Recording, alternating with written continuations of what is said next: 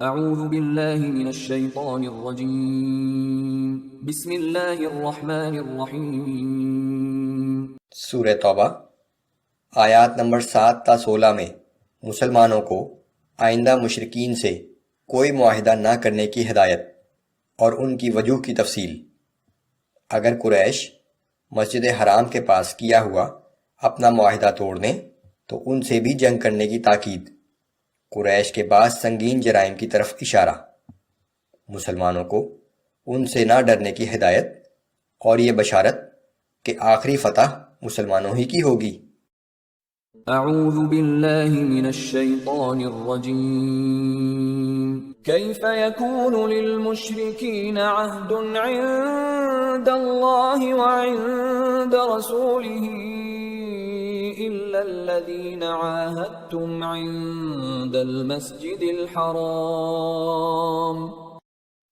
بھلا اللہ اور اس کے رسول کے نزدیک ان مشرکوں کے کسی عہد کا کیسے اعتبار ہو سکتا ہے سوائے ان لوگوں کے جن سے تم نے مسجد الحرام کے نزدیک معاہدہ کیا تھا۔ فَمَا اسْتَقَامُوا لَكُمْ فَاسْتَقِيمُوا لَهُمْ۔ سو جب تک وہ لوگ اپنے عہد پر قائم رہیں تم بھی اپنے عہد پر قائم رہو۔ إِنَّ اللَّهَ يُحِبُّ الْمُتَّقِينَ۔ بے شک اللہ تعالیٰ پرہیزگاروں کو پسند کرتا ہے۔ كَيْفَ وَإِن يَظْهَرُوا عَلَيْكُمْ لَا يَرْقُبُوا فِيكُمْ إِلًّا وَلَا ذِمَّةً۔ مگر ان کے سوا دوسرے مشرکین کے ساتھ کسی عہد کا کیسے اعتبار کیا جا سکتا ہے جبکہ ان کا حال یہ ہے کہ اگر وہ کسی وقت تم پر غلبہ حاصل کر لیں تو نہ تمہارے معاملے میں کسی قرابت کا لحاظ کریں نہ کسی معاہدے کی ذمہ داری کا۔ يرضونكم بأفواههم وتأبى قلوبهم وأكثرهم فاسقون۔ وہ تمہیں محض اپنی زبانی باتوں سے خوش کرنا چاہتے ہیں جبکہ ان کے دل وہ بات تسلیم نہیں کرتے اور ان میں سے اکثر عہد شکن ہیں۔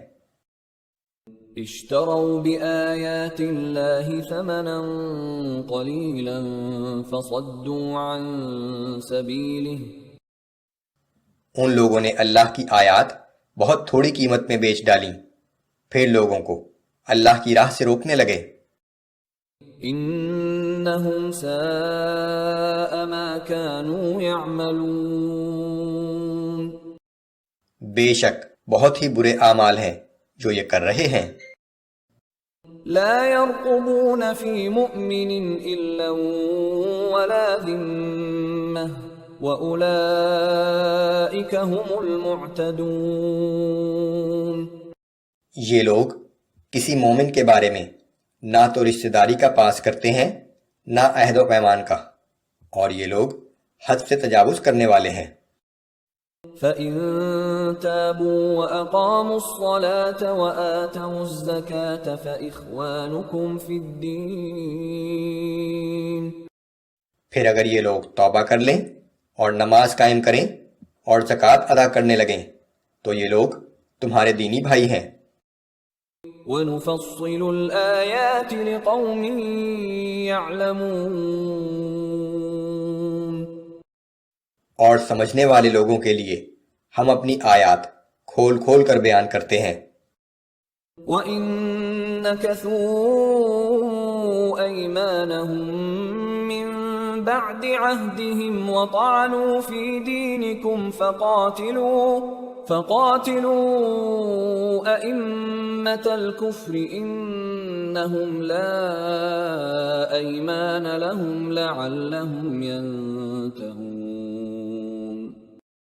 اور اگر وہ لوگ معاہدہ کرنے کے بعد پھر اپنی قسموں کو توڑ ڈالیں اور تمہارے دین پر طعن و تشنیع کریں تو تم بھی ان کے کفر کے سرگنوں سے جنگ کرو تاکہ وہ اپنی عہد شکنی سے باز آ جائیں کیونکہ اب ان کی قسموں کا کچھ اعتبار نہیں۔ أَلَا تُقَاتِلُونَ قَوْمًا نَكَثُوا أَيْمَانَهُمْ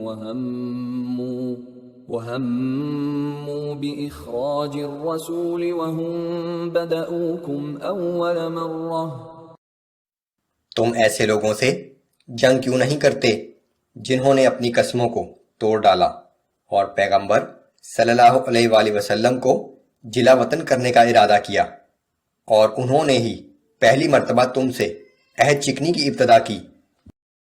أَتَخْشَوْنَهُمْ فَاللَّهُ أَحَقُّ أَن تَخْشَوْهُ إِن كُنتُم مُّؤْمِنِينَ۔ کیا تم ان سے ڈرتے ہو؟ بے شک اللہ اس بات کا زیادہ مستحق ہے کہ تم اس سے ڈرو، بشرطے کہ تم مومن ہو۔ قاتلوهم يعذبهم الله بأيديكم ويخزهم وينصركم عليهم ويشف صدور قوم مؤمنين۔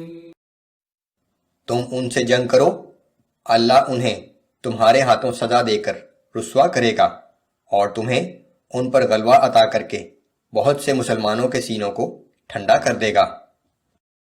وَيُذْهِبْ غَيْظَ قُلُوبِهِمْ، اور مسلمانوں کے دلوں کا غصہ دور کر دے گا۔ وَيَتُوبُ اللَّهُ عَلَى مَن يَشَاءُ، اور اللہ جسے چاہے گا توبہ کی توفیق بھی عطا کر دے گا۔ وَاللَّهُ عَلِيمٌ حَكِيمٌ، اللہ بڑے علم اور بڑی حکمت کا مالک ہے۔ أَمْ حَسِبْتُمْ أَن تُتْرَكُوا وَلَمَّا يَعْلَمِ اللَّهُ الَّذِينَ جَاهَدُوا مِنكُمْ وَلَمْ يَتَّخِذُوا مِن دُونِ اللَّهِ وَلَا رَسُولِهِ وَلَا الْمُؤْمِنِينَ وَلِيجَةً۔ اے مسلمانوں، کیا تم نے سمجھ رکھا ہے کہ تمہیں یوں ہی چھوڑ دیا جائے گا، حالانکہ ابھی اللہ نے یہ تو دیکھا ہی نہیں کہ تم میں سے کون وہ لوگ ہیں جنہوں نے جہاد کیا، اور اللہ اس کے رسول اور مومنوں کے سوا کسی کو اپنا دوست اور رازدار نہیں بنایا۔